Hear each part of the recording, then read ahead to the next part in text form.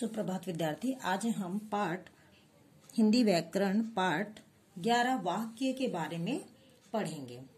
शब्दों का ऐसा समूह जिसका अर्थ पूर्णतः स्पष्ट हो वाक्य कहलाता है। ठीक है, कोई शब्द होता है उसका जैसे हम लोग अर्थ निकालते हैं उसको बोलते हैं वाक्य। ठीक है, क्योंकि देखिए हम ना वाक्य बनाओ बोलते हैं, पहले उसके बारे में बताते हैं ना। वाक्य एक शब्द लिखा रहता है, उसका अर्थ बताते हैं हम, है ना। अर्थ बताने के बाद उसका हम एक वाक्य बनाते, उसी से संबंधित एक वाक्य बनाते। आइए हम पढ़ना स्टार्ट करते हैं बेटा आप लोग के लिए।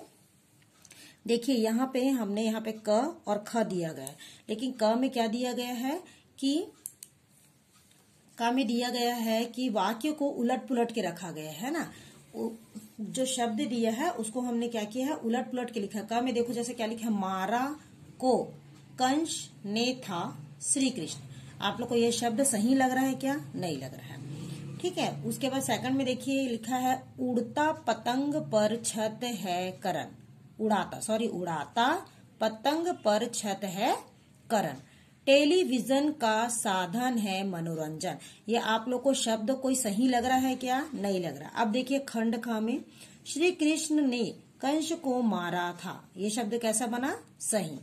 करण छत पर पतंग उड़ाता है। तीसरा देखिए टेलीविजन मनोरंजन का साधन है।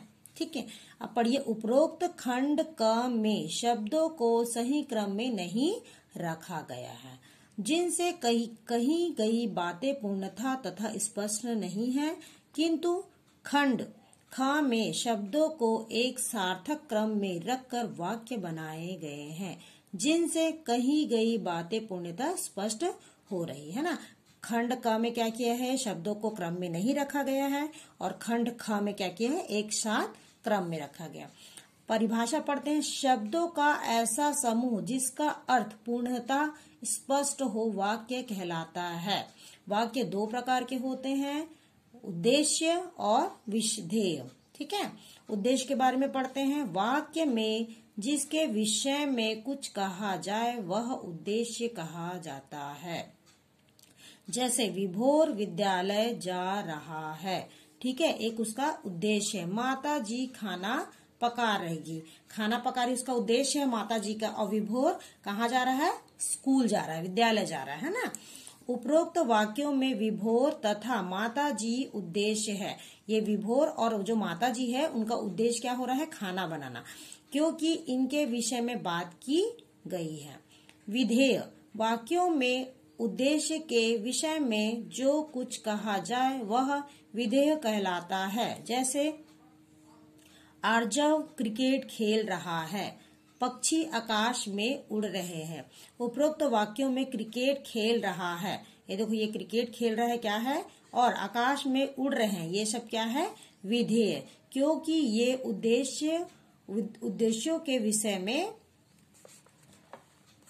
बात बता रहे हैं। ठीक है, वाक्य के भेद दो आधार पर किए जाते हैं, अर्थ के आधार पर और रचना के आधार पर। ठीक है, अर्थ के आधार में देखिए क्या क्या लिखा है।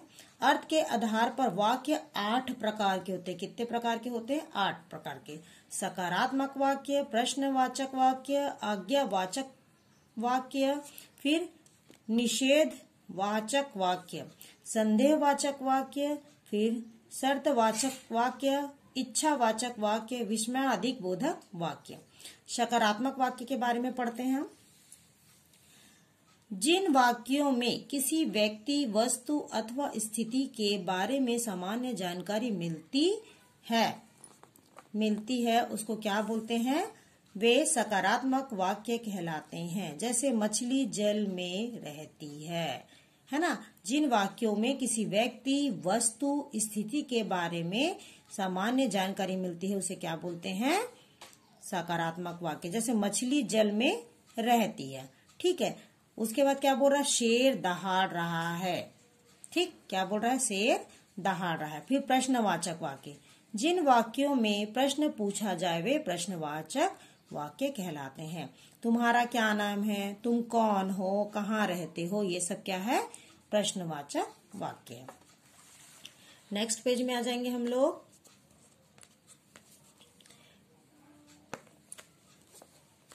नेक्स्ट पेज में करेंगे हम लोग।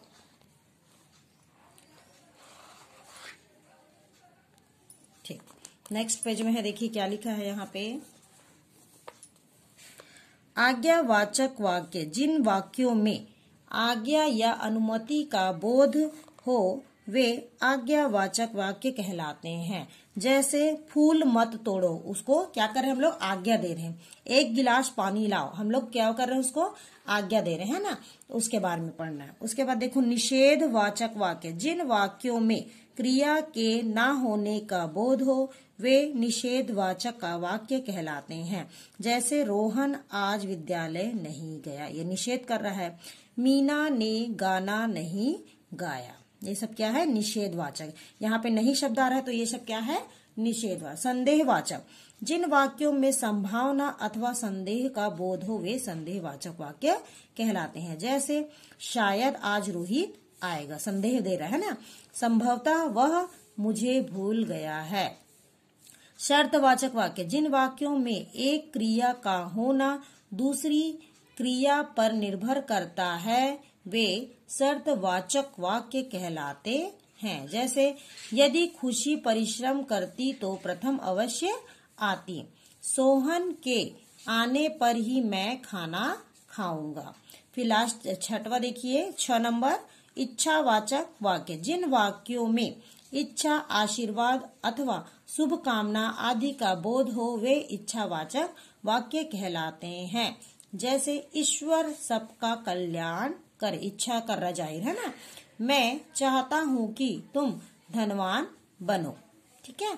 उसके बाद देखिए जब, विस्मय आदि बोधक वाक्य, जिन वाक्यों में हर्ष, घृणा, विस्मय, शोक आदि का बोध हो वे विस्मय आदि बोधक कहलाते हैं। जैसे वाह कितनी सुंदर मूर्ति है, शाबाश तुम प्रथम आ गए हो, ये विस्मय आदि बोधक मैंने पहले ही पढ़ाया था आपको। ठीक है। उसके बाद देखिए रचना के आधार पर, रचना के आधार पर कितने प्रकार के होते हैं, 3 प्रकार, सरल वाक्य, संयुक्त वाक्य और मिश्रित वाक्य। सरल वाक्य के बारे में पढ़ते हैं। जिन वाक्यों में एक उद्देश्य और एक विधेय होता है वे सरल वाक्य कहलाते हैं। जैसे हमने पेड़ पर नीलकंठ बैठा देखा है, नमन तालाब में तैर रहा, ये साधारण वाक्य। संयुक्त वाक्य, जब 2 या 2 से अधिक सरल वाक्य किसी संयोजक शब्द किंतु, परंतु और तथा या आदि से जुड़कर एक वाक्य बनाते हैं वे संयुक्त वाक्य कहलाते हैं। जैसे परीक्षा हो रही है और बच्चे परीक्षा दे रहे हैं, आप चाय लेंगे या कॉफी। मिश्रित वाक्य में देखिए, जिन वाक्यों में एक उपवाक्य प्रधान और अन्य उपवाक्य गौण हो वे मिश्रित वाक्य कहलाते हैं। जैसे परीक्षा में तो प्रथम आएगा उसे पुरस्कार मिलेगा। गुरुजी ने कहा आप पाठ पढ़ो। ठीक है, आप लोग को समझ आ गया होगा बेटा। देखो आप लोग को तो उतना डिटेल में समझ नहीं आ रहा होगा, क्योंकि मैं पढ़ के बताई, क्योंकि क्लास में जो है हम लोग एग्जाम्पल दे के पढ़ाएंगे तो ज्यादा इजी होगा। ओके, आप लोग का वर्क कंप्लीट होता है। Thank you.